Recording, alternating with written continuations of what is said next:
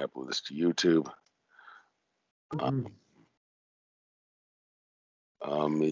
Okay, it's recording. I think you can record at your end too.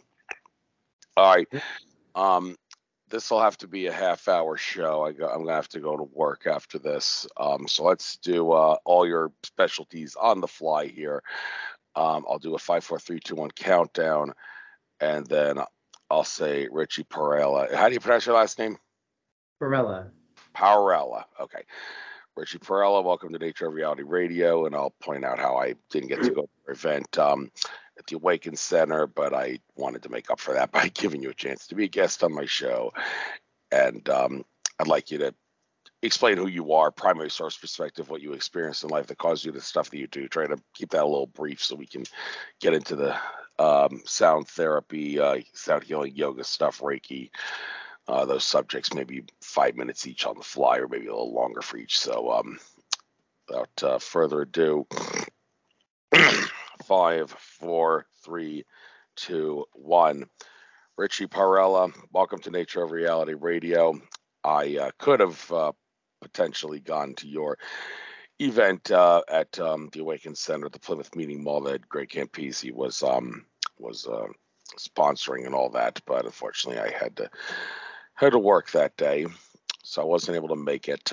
But I would like to have you as a guest on my show now, sort of make up for that, and of course the stuff that you do, several interesting things here: sound therapy, sound healing, yoga, Reiki, things that are worthy of being a guest on my show without question. So can only go for about 40 minutes at most today. So let's get this started right away. First of all, who are you? What have you experienced that caused you to do the stuff that you do? And then after a brief little introduction about who you are, let's get into the science behind the subjects and the rest of it. So knock yourself out. You got the floor. Sure thing. Hey, Andrew. Yeah, so I'm Richie Parrella. I'm a sound healer, Reiki master, somatic therapist. So, it's interesting. I use all these different labels to kind of describe what I'm doing, which is interesting because I always say it doesn't really adequately describe it fully, but yeah, I just work with people in getting more in touch with themselves and just noticing what they're feeling and experiencing in their bodies, and kind of just moving energy that might be stored or stuck that could have happened, any time in their life, whether it be last week, a year ago, or, childhood, or even, could be past lives. Yeah. All right, thank you. So the exact sound journey that you did with at Greg Campese's event, why don't you tell us brief synopsis of the kind of sound journey that you do, what the setup is, and why you choose the materials that you choose for that. I wasn't there. I didn't see how it went, but what kind of frequencies do you like? What kind of instruments do you like? What kind of and why do you like those specific ones? And why don't you get into the science behind what that does to people and how it expands their consciousness? Yeah. Well, I think, it kind of roots into the question that you think you had said, kind of why did I get into all of this, and what's kind of the core of it. It's a lot about, I guess I'll first start there and just talk about, we're all holding stress in our life, tension and stress that comes up in our life, and things like that. So it's just finding ways to be able to move that energy, and the thing that's great about sound is it's been a tool that you can use, that people have been using for thousands of years, to help move energy, to help clear any blockages that have come from any different kind of experience, especially traumatic experiences where things, specifically energy got trapped or contracted, and stuck, which it could happen anywhere in the body. So these, sound instruments are just another tool to be able to move that energy, and to kind of be able to, clear blockages, right? So I tend to kind of feel more connected to more of like the acoustic at this point, like meaning I tend to really like to connect with different instruments. Like some of the ones that I use are buffalo drums. I have a Native American flute that I use, a harmonium, um, which is a instrument from India that's like an organ. And these instruments, like I said, they have like almost a life to each one. I think when I like, for instance, when I play the Native American flute, it tends to call in certain, we can go into the science of it, of course, but and I could touch on that, but for me, it's really like I like exploring I guess you could say the spirit of it. Each instrument that I use, it almost has like a spirit to it. It calls in certain, energies and certain spirits that actually will come in and help to work with me as I'm actually doing the sound healing. So, for instance, when we're working with a Native American flute, I definitely feel like a Native American presence coming in. Um, as far as like, it also kind of invites people. I've noticed a lot with the flute to kind of come into the heart. It invites people to kind of process some grief, things that have been stored in the heart area.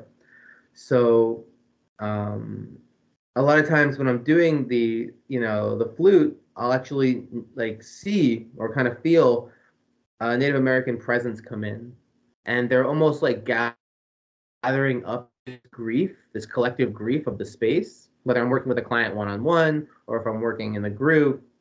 And they're almost like I see them like taking it away on a ship. It's like they're taking it and they're just like literally taking that grief and passing it over to to another dimension. Just releasing that energy that was stuck there. Um, the harmonium has a whole different life to it as well. I mean, it kind of brings in some ancient energy from India. A lot of the deities will come through. And I usually tend to not over plan when I do the sound healing. So I'm not like, this is what I'm doing and this is how I'm going to do it. I might have an idea of what I'm going to do, but I do try to leave space for the instruments to kind of speak to me and for them to kind of tell me what they want to do and how we want to work with it, how they want me to work with them. Um, yeah, so I work with the Tibetan bowls from India as well. Um, which are hand hammered bowls. Uh, work with crystal bowls, crystal quartz bowls, which have a beautiful frequency to them.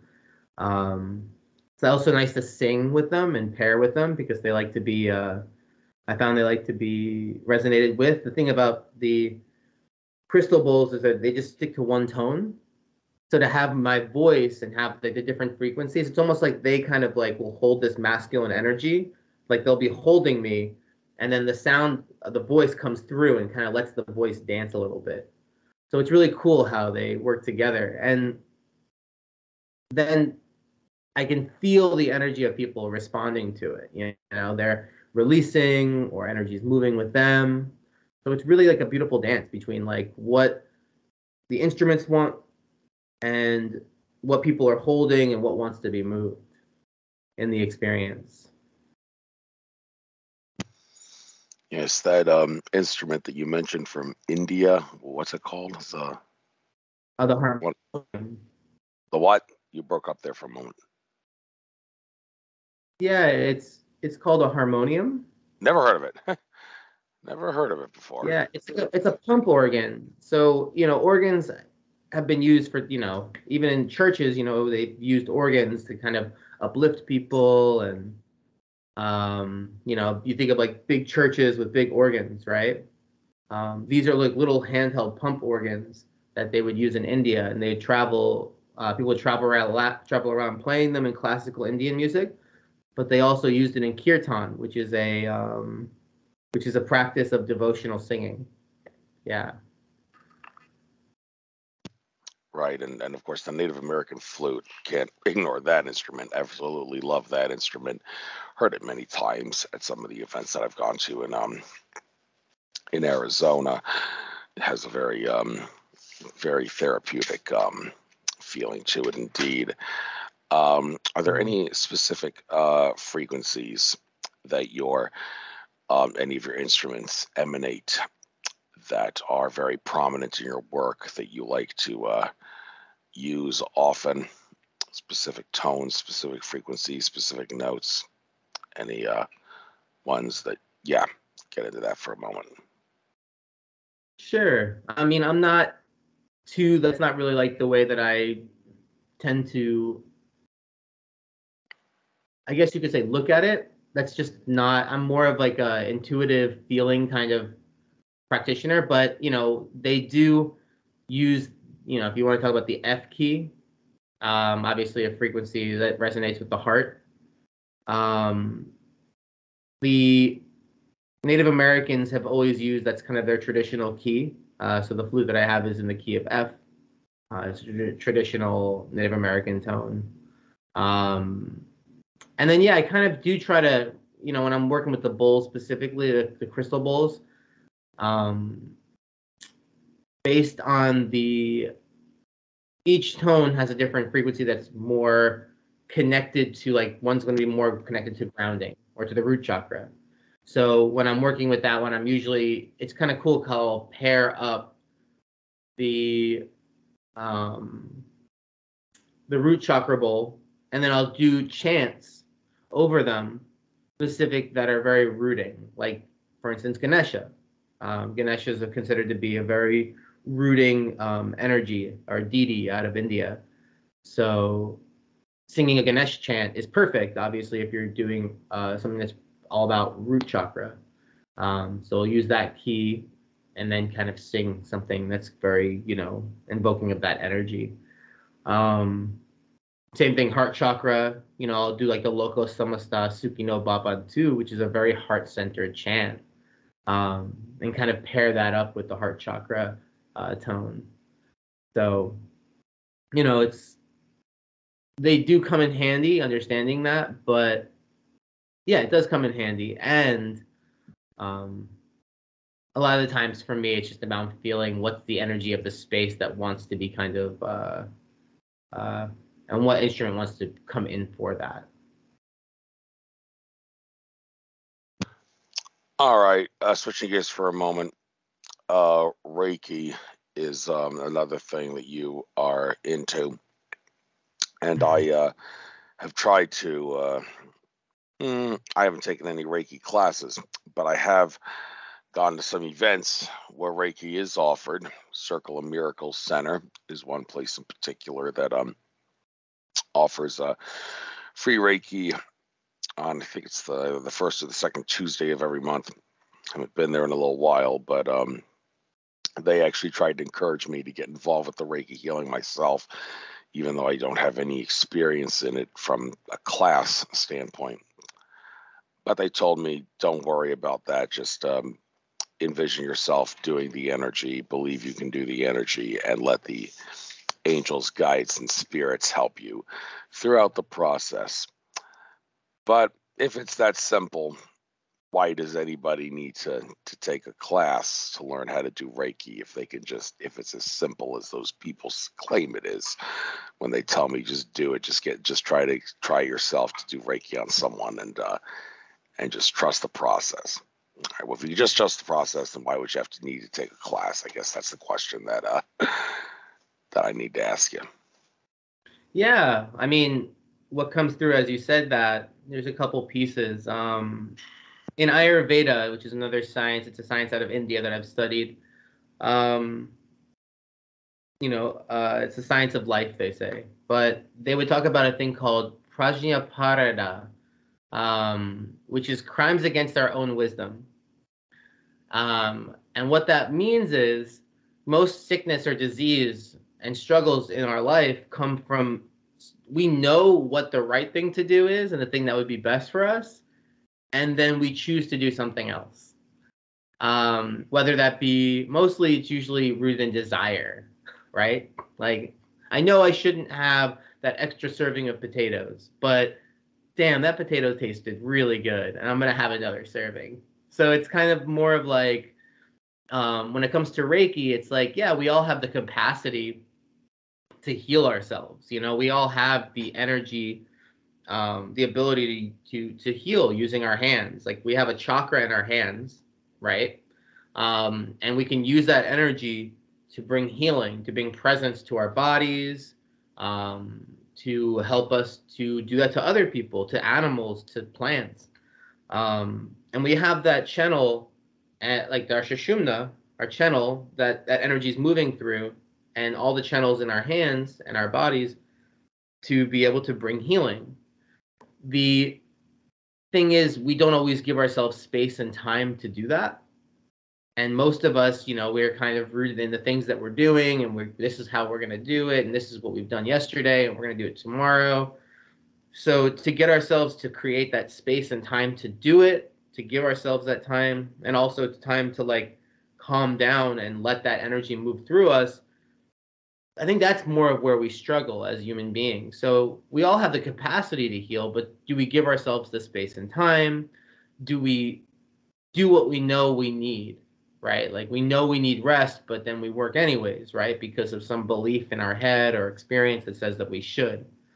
So that's the idea, is how can we, you know, we all have the capacity to heal and to do it, but are we utilizing it? Now, when it comes to Reiki specifically, because any healing can be done through the hands, Reiki is a specific channeling that was done by Utsui. His last name is Utsui, and that was channeled in about, I think it was in the 60s in Japan, and he channeled these characters. So they're like certain different characters, like drawn Japanese characters, and they're almost like little portals. If you've heard of like sacred geometry before, there are these little portals that energy can move through. Some of these different symbols are good for chopping up energy blocks. Some of them are good for bringing in energy from the cosmos. So they're used for all different. There's a few different symbols that are used for different things. One of the symbols is really good for like kind of blowing up any big block. So if there's a big block in your system, it kind of comes in there and just clears it out. So now those symbols have to be transmitted to us of sorts, right? Like he started this out. He shared it with a few different people, and those, I think it was like 4 different people went out and shared that with the world. So, and it's a transmission, right? Like, you know, when we do the attunements, we're actually putting those symbols into the Shishumna, so into the central channel, and putting the symbols into each chakra. So each chakra is holding that symbol within it. So now when I'm doing that Reiki healing, it's not just like this, like, you know, it's literally a part of me. It's been integrated into my system from using these symbols, and they are now being transmitted and used when I'm working with clients. Thank you. Okay, looking at some of the pictures you have on your Facebook account, it looks like you have some sort of a booth with, I presume that lady who's there with you is Jen, who you're in a relationship with, according to your Facebook page. And you're one of the pictures here, you're actually blocking the word that's on the back of your booth. The last 3 letters are AVA, it looks like. Well, what is that? What is that word on your booth there? Yeah, so that's my partner Jen, and we have been working together doing different, you know, vending events. I'm also partner up with her in her business Jaya Kava. So Jaya Kava. Okay. Yeah, Jaya Kava. Jaya is the goddess that she protects the house of eternal bliss. So she's an Indian deity. And kava is a plant medicine from the Pacific Islands. It's used for stress reduction, relaxation. Yeah, and it's just a plant medicine that you can utilize, that she makes into a tea. So Yeah, we've been working together as far as like um, offering kava ceremonies and sound healings together. And usually when I lead the sound healings, I'll also incorporate a like a kava tea drink for people to kind of relax, to help them kind of settle their nervous system, because it is medicine for the nervous system. And then it gives them the ability to go in a little bit deeper when it comes to the sound healing experience. So just feeling a little calmer, you know? Yes, I take kava myself. I actually gave up alcohol and take kava. Well, actually, I think it's two kavas. Kava is the official name. Why they chose two kavas instead of one, I don't know. But yeah, it's the shamanic and theogenic substance of choice of the Pacific Islander people. And it would be nice if more people gave up alcohol and switched to kava, whatever you want to call it. I want to clear up a few things about kava. Um, is it harmful to the liver, as some people assert, or is that only if you take a extremely large amount of it? Yeah, I mean, the best way I like to think of it, again from the Ayurvedic perspective, is in our culture, you know, anytime that we, well, first off, anytime that we overuse the liver, meaning if we're drinking, 100 gallons of water a day, it's overusing the liver, it's overusing the kidneys, it's going to aggravate things. When it comes to kava, kava is very cooling for the liver. Um, and some people say that that can be, agitating for it, or of course, if you're bringing too much coolness to something, from the Ayurvedic lens, it's going to cause, struggle. But in our culture, we tend to have hot liver. That's more of the issue that we deal with in our culture because we're workhorses. We're working, we're doing this, we're doing that, we're stressed out. The liver is heating up from drinking, lots of, alcohol or things like that, um, spicy foods. But just most of the time, it's just from like stress. So I find that the kava actually cools the liver down, cools things down a bit, which is actually could be supportive. It's nice. It. Of course, everything is in moderation. You know, I don't recommend everybody drinks a gallon of kava every day. If you're having a, people can use it differently. If you want to use it as an alternative to an anti-anxiety medication, yeah, maybe you're taking kava every day, but you can vary like what's the damage that the anti-anxiety medication is doing versus what is the kava doing. It's all relative, right? Um, and yeah, I think that kind of covers it for the most part. I see it as a safer alternative. Definitely. And it's something that could be just again recreational. If you want to drink kava, just when instead of when you're all, you're out and you want to have something that's going to help to calm the nerves down when you're in a situation where you're about a bunch of different people and you're feeling anxious. It's a great alternative to alcohol, which is going to have us, alcohol is going to have us feel heated. And, this has us and a little bit more like, uh, from my experience, a little bit more like risk takey and, less in touch with ourselves, where I feel kava has a certain vibration that tends to bring us more in touch with ourselves and more in touch with the community that we're with, who's, yeah, feel more connected. So I definitely think the pros outweigh the cons. All right. Also about a couple of things about kava. It doesn't make you feel fatigued, but it does help with your sleep. Can you confirm that? Yeah, one of the main things that it's used for is insomnia. So, yeah, it's one of the, yeah. Mhm. Okay. Also, and it is a just like alcohol. It's a depressant. Some people report hallucinogenic, psychoactive, psychedelic effects that are minor with it, but it's classified as a depressant. Now, some might see that and think that it's not a particularly safe thing to take when you're operating machinery or driving a car, because well, the depressant nature of alcohol is what inhibits your ability to drive properly. One might be concerned that taking kava before putting yourself behind the wheel of a car or at the hands of some sort of a machine is going to be a problem. But is it not like that with the depressant effects of kava? It's completely different. Is it completely different from alcohol?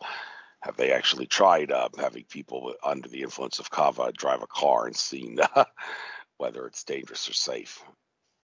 Yeah. I think that everybody is affected differently by the medicine. I think it becomes more of a personal thing to what feels good for you. So it's more of trying it and having the experience. I mean, maybe somebody who's worked with it before, they may feel a little bit more it's going to help to calm the nervous system down. So you could say you come to one of my sound healings and you come out of a session with me and you're going to be in a really deep, relaxed state generally. And you're in an altered state of mind. That's the whole idea, right? So it's altered from your normal, regular state that you're in. So yeah, you could even say coming out of a sound healing, it might not be super safe, or even out of a yoga class, it might not be super safe to just get right on the road, because your nervous system is going to be calmed down, in a calmer state than usual, and you might not be as reactive. Time might not be as quickly. So I think it's more about like getting used to it and you're getting comfortable with it and seeing how it affects you. And then, maybe you're on the road and you're calmer and somebody cuts you off, and instead of being like, angry and like wanting to chase after them or something, you just feel like, okay, go ahead. I'm just cruising along here. So, it's all dependent on where you're at and how you feel, and the experience. I would say always get to know it before you before you get in the car. Obviously, like, get to know what it feels like for you. Exactly. Thank you for touching on kava kava. All right, time for maybe one or two more questions. Yeah, sorry to keep it short this show, but I do have to work. So this interview will be free for everybody. No Patreon subscription for the last 10 minutes or so, like I sometimes do. So one last subject. Yoga. I used to do yoga. I'd like to get back to it, but I need to pay off a few dues before I start paying for yoga classes again. I feel really sorry for my yoga instructor. She took several shots and didn't react too well to them, but don't want to say any more about that. You know how that is with YouTube. So, but the yoga is still a great thing to do. It helps people in different ways. So, what exactly are the benefits of yoga that you've experienced? Is there any specific type of yoga that you like over the others? And I guess maybe preaching to the choir here, but hey, never hurts to talk about this subject when you get the chance. Science behind how yoga helps mind, body, and spirit. Why don't you get into that? Sure. Yeah, so I think for me, obviously yoga asana is always helpful, to help you kind of relax and, open up the body. It's, one of the primary ways that we help to kind of open up and have ourselves feel, it keeps the body healthy. That's the whole idea of yoga asana specifically, was to keep the body healthy so that we can feel, live a long life, feel good, um, feel relaxed in our bodies. So types of yoga, I was trained in Tantra and Kundalini. Tantra is a little bit more energy-based yoga, philosophy and teachings. Kundalini, again, it's a little bit more esoteric, having to do with the different kriyas, which are different like movements. So, and as far as when it comes to, when I think of yoga, I'm not generally thinking of just the asana. I'm thinking of yoga as a practice that is much more in touch with getting in touch with our truest self. It's getting in touch with our higher self. So yoga is about bringing that to the surface. It's bringing our true self, our eternal self to the surface, right? And in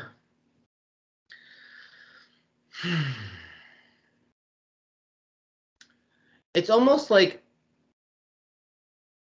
the practice of yoga is removing all the false senses of who we are.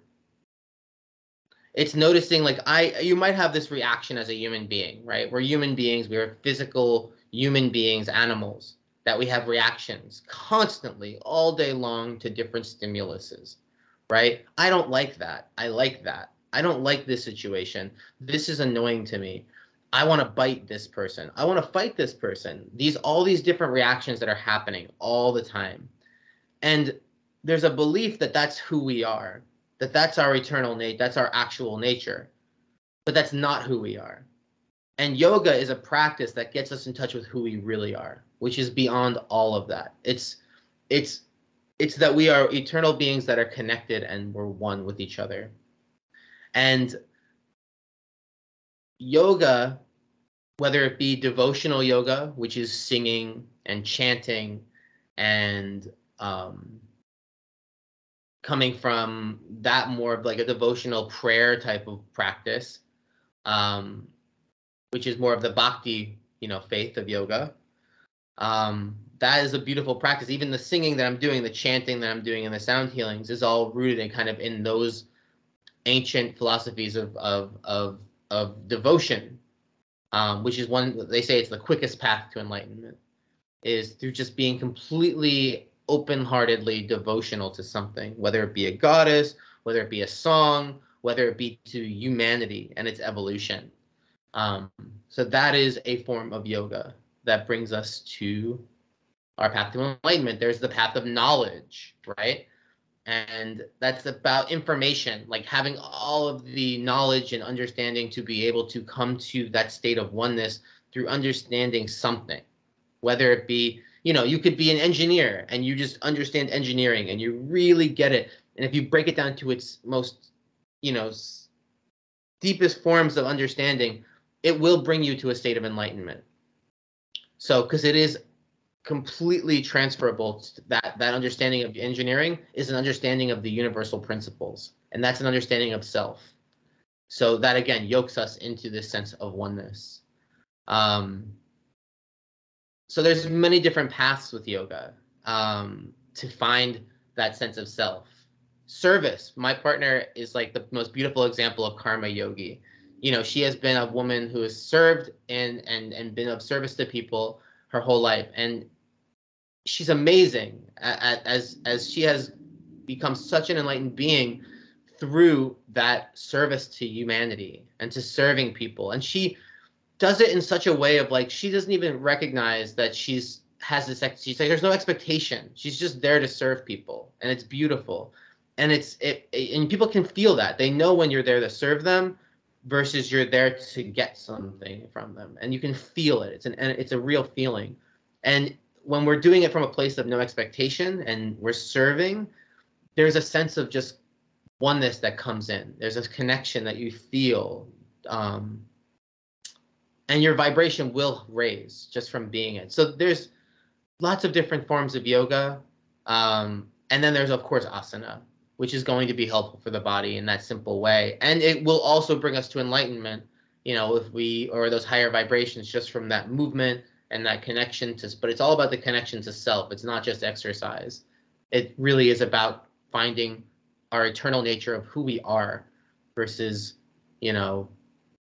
all the other human stuff that we experience on a day-to-day basis.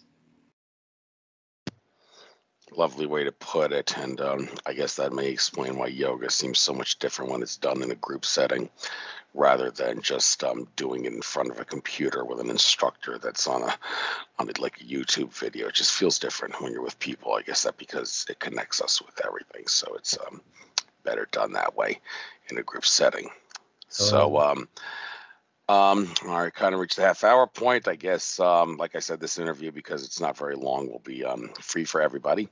No Patreon subscription needed. So I got to cut it short because I got work to do. But let's close this out. Get out anything you like to get out. Any future events you're going to. If you have anything you want to make, a sales pitch again for your partner's Kava business, by all means do that. Where people can reach that. So plug this. You got your plug your stuff and any future events. Close this out. Anything you like. Knock yourself out. All right, thanks, Andrew. Thanks for having me. Yeah, I guess something that's coming up. We have, obviously, I'm very involved in the ecstatic dance community. So, we have our lots of different events that are coming up as far as ecstatic dance is concerned. We've been doing it with Dance Medicine Philly, which is a conscious nonprofit that I work with. We're doing weekly dances almost. So we have a couple of dances coming up. The next one is on the 10th. You can always find me doing sound healings and different things if you add me on Facebook, Richie Parrella, or Instagram. It's always a nice way to catch me. Or jayakava.com.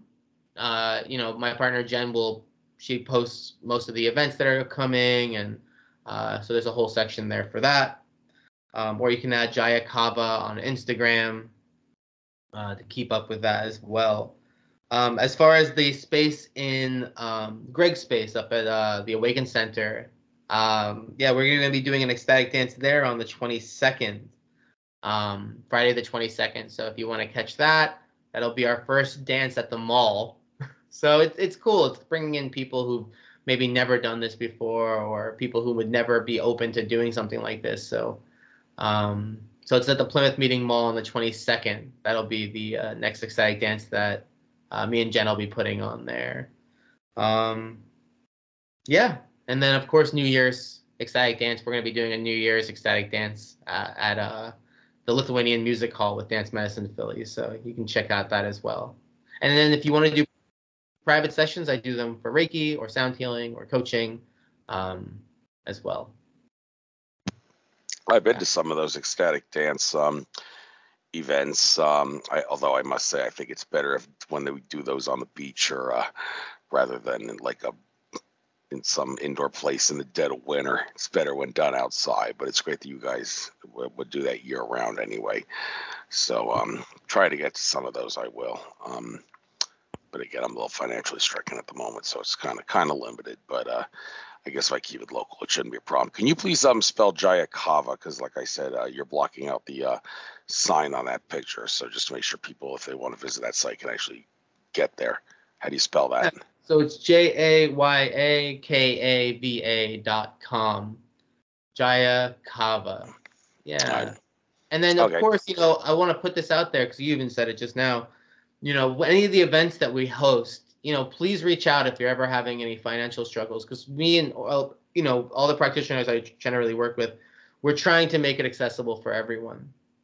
So if there ever is a struggle with a financial issue or wanting to come to an event and maybe not being able to financially afford it, please reach out. We want to make it available for you, and we'll make it work. Most events, unless it's completely sold out, we're going to make it work because we want you to be there. So awesome. Okay, so take care. Great interview. Short, sweet, to the point. I'm glad I don't do 2-hour interviews anymore. That was kind of a big mistake. People have lousy attention spans, so people should be able to listen to this easily. And I will upload this to YouTube hopefully within the next couple of days. Very busy. Please bear with me, but I will do it hopefully sooner rather than later. So take care. Namaste. Best of luck with you. I'm sure I'll see you at a future event. And good luck. Take care. Take care, Andrew. Nice to see you again. Same to you. Bye-bye.